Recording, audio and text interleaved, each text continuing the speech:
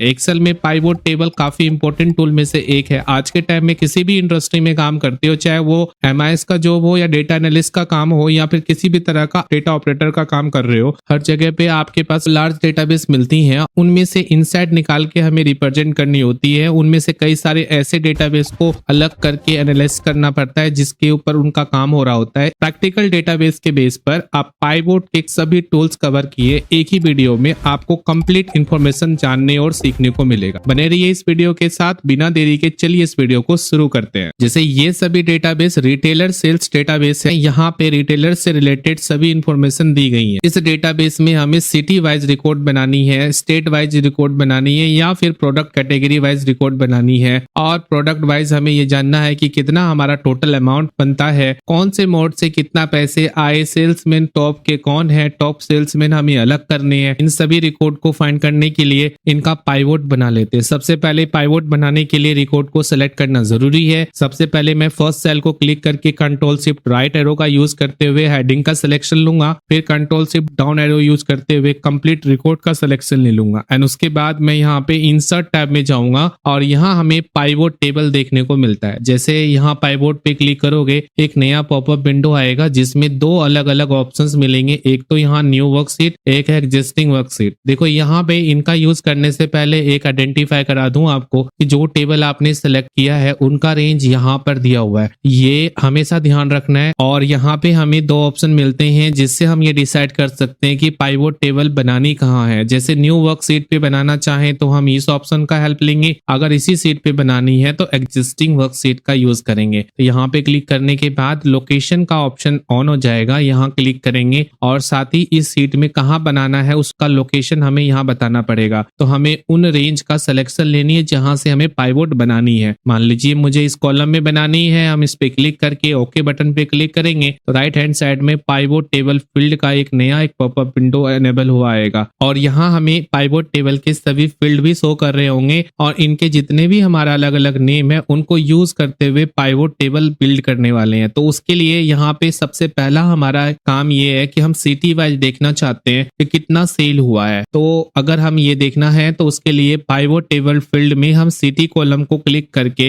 रो के अंदर रखते हैं तो हमारा यह सिटी नेम रो में सभी रिफ्लेक्ट होने लगते हैं। जैसे यहाँ आप देख रहे हो ये सभी रो में आ रहे हैं। लेकिन अगर मैं इस सिटी नेम को कॉलम के अंदर रखूं, यहाँ आप देख रहे हो 4 कैटेगरी जो बनी हुई है, ये कैटेगरी ही आपका पाइवोट बिल्ड करने में हेल्प करता है। अब ये कैटेगरी आप अपने अकॉर्डिंग बदल भी सकते हो। उसके लिए आपको ये पाइवोट टेबल फील्ड के अंदर जो सेटिंग्स का बटन है इस पे क्लिक करोगे तो ये जो कैटेगरी है वो साइड में आ जाएगा जिससे आपको ट्रैक करने में और डेटा को देखने और समझने में इजी लगे। तो उस हिसाब से आप अपने पाइवोट टेबल फील्ड के सेटअप को चेंज कर सकते हो। लेकिन अभी फिलहाल हमें यहाँ पे जो बाय डिफॉल्ट था उसी को रखना है तो हम फील्ड सेक्शन में जाके इसको ऑन कर देते कुछ इस तरह से। एंड अब हमें यहाँ पे इस सिटी को जैसे हमने रो में रखा तो रो में दिखा रहा था, कॉलम में रखेंगे तो कॉलम में शो करेगा, लेकिन रो में रखना हमारे लिए टेबल फॉर्मेट, तो इससे हमारा काम बहुत ईजी हो जाता है समझने के लिए।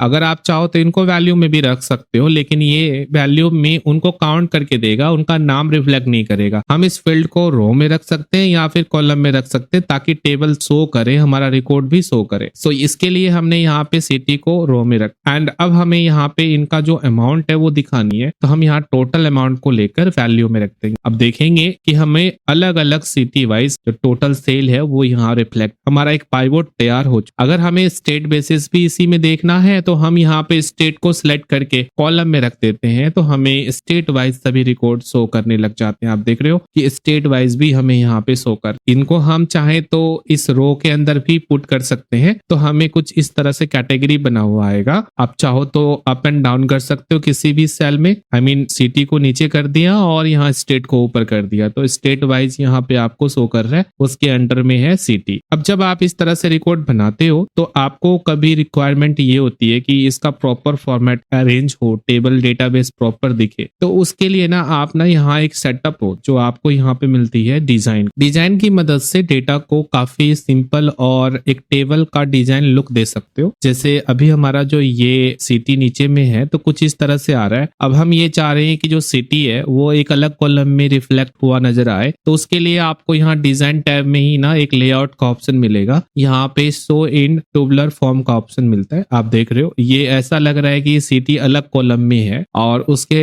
लेफ्ट हैंड साइड में जो स्टेट नेम है वो प्रॉपर शो कर रहे हैं और इनफैक्ट यहाँ पे हमें टोटल भी वहां पे शो करा रहा है कि स्टेट का टोटल कितना और उसके इनसाइड में कितने सिटीज करके। तो ये सभी डिटेल्स आपको यहाँ डिजाइन टैब में देखने को मिलती है। साथ ही और भी काफी कलरफुल स्टाइल भी है, वो अपने पाइवोट के लिए यूज कर सकते हैं। एंड साथ ही हमें ये जानना है कि कौन कौन से प्रोडक्ट हैं और कौन से प्रोडक्ट कैटेगरी में आते हैं और उनका टोटल क्वांटिटी कितनी है जो सेल हुआ है। तो ये जानने के लिए हम एक पाइवोट फिर से बनाते हैं। मैं चाहूं तो इस पाइवोट को कॉपी करके दोबारा से यहाँ पे नया पाइवोट के लिए तैयार कर सकता हूँ, या फिर मैं रिकॉर्ड का फिर से सिलेक्शन लेके पाइवोट यहाँ पे तैयार करूँ। मेरे लिए यहाँ पे पाइवोट को कॉपी करना बहुत आसान होगा, तो मैं इस पाइवोट को यहाँ से कॉपी कर लेता हूँ। पहले मैं सेलेक्ट करूंगा एंड उसके बाद Ctrl+C कॉपी करूंगा और यहाँ पे आके मैं पेस्ट कर दूंगा। एंड उसके बाद यहाँ पे हमें जो चीजें चाहिए होंगी उस फील्ड को रखेंगे, जो नहीं चाहिए उस फील्ड को अनचेक कर। तो अभी मेरे को यहाँ पे टोटल अमाउंट तो चाहिए नहीं चाहिए, हमें टोटल अमाउंट को हटा देंगे। एंड यहाँ हमें क्वांटिटी चाहिए तो क्वांटिटी को वैल्यू में रख दिया। और जैसे कि हमें यहाँ प्रोडक्ट कैटेगरी वाइज हमें रिकॉर्ड को देखना था, तो प्रोडक्ट कैटेगरी यहाँ पे आ गया। हमारे पूरे कंपनी में 4 प्रोडक्ट कैटेगरी है, डेयरी है, ग्रोसरी है, स्नैक है, ब्रेवेज है। तो ये है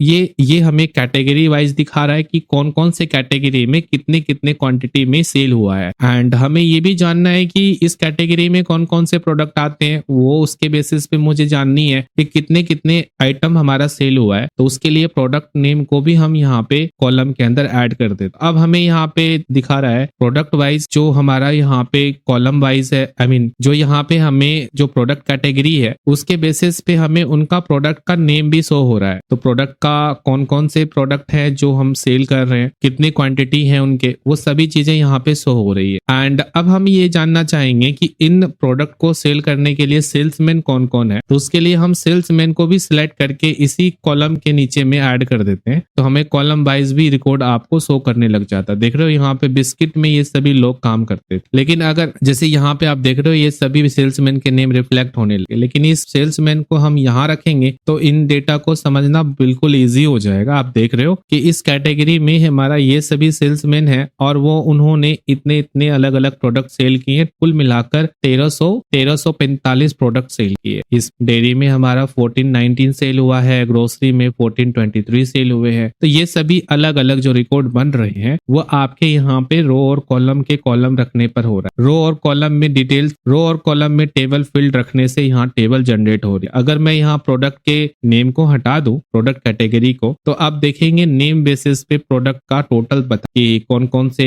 जो सेल्समैन है कितना कितना सेल किया है। अब इसमें हमें टॉप 5 इसमें सॉर्टिंग करना चाहिए कि कौन से, और ये सेल्समैन वाइज जो प्रोडक्ट है कितने सेल किए उन्होंने वो यहाँ पे रिफ्लेक्ट। अब हमें यहाँ पे जो टॉप 5 सेल्समैन है वो ऊपर रखना है, तो इसको सॉर्टिंग करना पड़ेगा। तो मैं इनका सिलेक्शन लेके मैं शॉर्ट कर देता हूँ, सॉर्ट एंड फिल्टर में जाके लार्जेस्ट टू स्मॉलेस्ट कर देता। तो यहाँ पे आप देख रहे हो टॉप के जो सेल्समैन है ऊपर चले गए, जो बॉटम के वो नीचे आ गए। तो इस तरह से आप डेटा को यहाँ से समझ चुके हो। अब इनको कॉपी करके पेस्ट कर सकते हो, तो आपका काम बिल्कुल ईजी हो गया। एक प्रोडक्ट वाइज जो सेल्समैन है, टॉप सेल्समैन जो 5 है वो अलग करके आप उनको अपने लिए यूज कर सकते। तो ये पाइवोट के इनसाइड पाइवोट बनाकर हम अपने डेटाबेस में से जितने इनसाइड निकालना चाहे निकाल सकते हैं। अब जैसे हमें यहाँ पे मोड वाइज देखना है कि यूपीआई से कितने पेमेंट आई है, कैश से कितनी आई है, चेक से कितनी आई है, और वो सबसे टॉप के प्रोडक्ट कौन है जो कैश में सेल हुआ है, और कैश सबसे टॉप के प्रोडक्ट कौन है जो कैश में सेल हुआ है, यूपीआई में टॉप के प्रोडक्ट कौन से हैं। हर एक मोड वाइज जो प्रोडक्ट टॉप के हैं उनको हमें अलग करके इनसाइड देखना है। तो उसके लिए मैं यहाँ पे फिर से इसी पाइवोट का मैं कॉपी करके मैं एक नया पाइवोट जनरेट कर लेता, क्योंकि मैंने ऑलरेडी पाइवोट बना लिया है। तो मैं इनको सिंपल कॉपी करूंगा, यहाँ से कॉपी करके मैं नीचे में आकर मैं पेस्ट कर सकता हूँ। तो मैं इनका इनसाइड अपने पेस्ट कर दिया। जैसे यहाँ पे हम पाइवोट टेबल को पेस्ट कर देंगे तो हमें सेम वही चीजें दिखेंगी जो पहले दिख रहा था। अब मैं इनमें से जो हमें चाहिए उस फील्ड को हमें रखना है। जैसे हमने यहाँ पे बताया, हमें यहाँ पे जो पेमेंट मोड वाइज चाहिए था कि कितने कितने सेल हुए हैं करके, तो हमने पेमेंट मोड को सिलेक्ट किया। तो हमें यहाँ पे 3 अलग अलग मोड दिखा रहा है, जैसे कार्ड है, कैश है, यूपीआई है। ये तीनों मोड से पेमेंट हुई है और कितना कितना पैसा पेमेंट हुआ है वो यहाँ पे रिफ्लेक्ट करने लगेगा। और टॉप के प्रोडक्ट कौन है वो देखना है, तो हम प्रोडक्ट के नेम का सिलेक्शन लेके यहाँ मोड के नीचे रख देते हैं। तो हमें यहाँ पे दिखाता है जो अलग अलग प्रोडक्ट है उनका सेल। और इनका रिकॉर्ड भी यहाँ पे शो हो रहा है। टॉप के प्रोडक्ट हम यहाँ से इजीली आइडेंटिफाई कर, और भी इजी बनाने के लिए हम यहाँ पे इनको सॉर्ट करके काफी इजीली हम इसको आइडेंटिफाई करने के लिए हेल्प में ला सके। जैसे कि अभी मैं इन प्रोडक्ट को सबको सिलेक्ट कर लेता हूँ और उसके बाद मैं यहाँ पे लार्जेस्ट टू स्मॉलेस्ट कर देता हूँ, तो इससे हमारा जो लार्जेस्ट वैल्यू है वो टॉप पे चला जाएगा, जिससे आइडेंटिफाई करना बिल्कुल ईजी हो जाएगा। जैसे हम यहाँ पे जो कार्ड में है सबसे टॉप पे हमारा मिल्क चल रहा है, यूपीआई में बिस्किट चल रहा है और कैश में हमारा मिल्क चल रहा है ऑल्सो। इस तरह से हमने यहाँ पे जो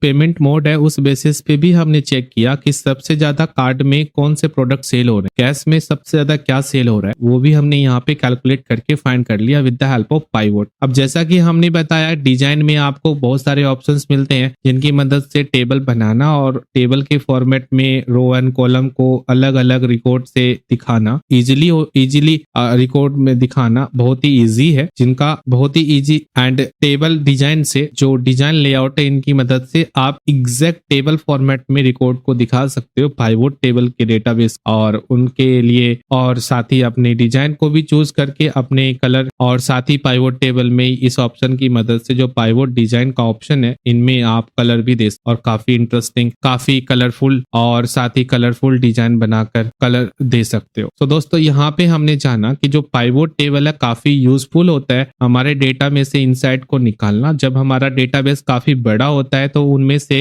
उनके डेटा को इनसाइट से, उन डेटाबेस में से इनसाइट निकाल के अपने प्रोजेक्ट के लिए यूज कर रहे होते हैं, तो उन काम को आसानी से हमारा पाइवोट टेबल कंप्लीट कर देता है और उन पे काम करना बहुत इजी भी है। और एक्सेल में ये काफी मोस्ट इंपोर्टेंट फीचर है जो हर जगह हर तरह से हर चीजों को मैनेज करने के लिए बनाया गया है। और दोस्तों अगर आप चाहते हैं कि मैं इसी तरह का इंफॉर्मेटिव वीडियो बनाऊं, नीचे में हमें कमेंट करके जरूर बताना कि आपको नया टॉपिक पे कौन सा वीडियो चाहिए। आज की इस वीडियो में इतना ही। दोस्तों हमारा वीडियो पसंद आए तो प्लीज लाइक करिए और भी लोगों तक शेयर करिए। नए वीडियोस की जानकारी के लिए हमारे यूट्यूब चैनल को जरूर सब्सक्राइब करिए। धन्यवाद।